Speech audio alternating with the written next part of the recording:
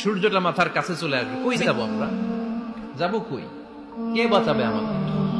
কই যাবো এত মানুষ আমরা সেদিন?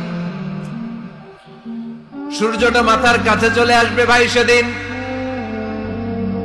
সূর্যের প্রচন্ড তাপে মাথার মগজগুলো ভাতের মাড়ের মতো গলে গলে নাকের ছিদ্র আর কানের ছিদ্র দিয়ে বেয়ে বেয়ে পড়বে।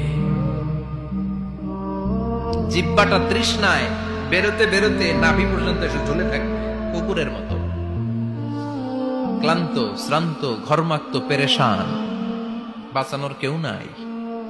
মায়েশা জিজ্ঞেস করলেন, ইয়া রাসূলুল্লাহ, ডোন্ট দে ফিল এনি শাই?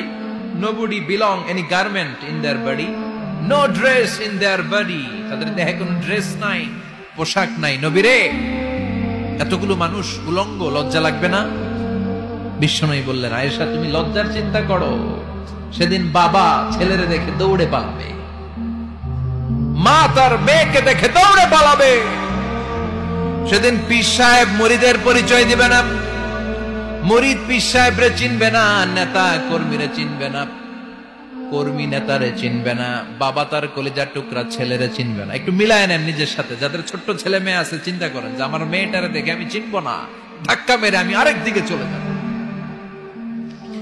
প্রিয়তমা স্ত্রীকে আমি চিনবো না, যে স্ত্রীর সাথে এত ভালোবাসাবাসি, স্ত্রীকে দেখে আমি পরিচয় দিব না, চিনবো না। স্ত্রী আমারে চিনবে না, ভাই ভাইরে চিনবে না, বন্ধু বন্ধুরে চিনবে না, ইমাম সাহেব মুসল্লি চিনবে না, মুসল্লি ইমাম সাহেব চিনবে না, পীর মুরিদরে চিনবে না, মুরিদ পীররে চিনবে না, কেউ কাউরে চিনবে না। ও আয়েশা, দিনটা এত ভয়ঙ্কর হবে, বাঁচাও বাঁচাও, ইয়া নফসি ইয়া নফসি বলে একবার ওই বিপদের দিনে মানুষ যে আকাশের দিকে এরকম তাকাবে, কার গায়ে জামা আছে কার গায়ে জামা নাই, ওই কথা মুহূর্তের মধ্যে ভুলে যাবে রে আয়েশা।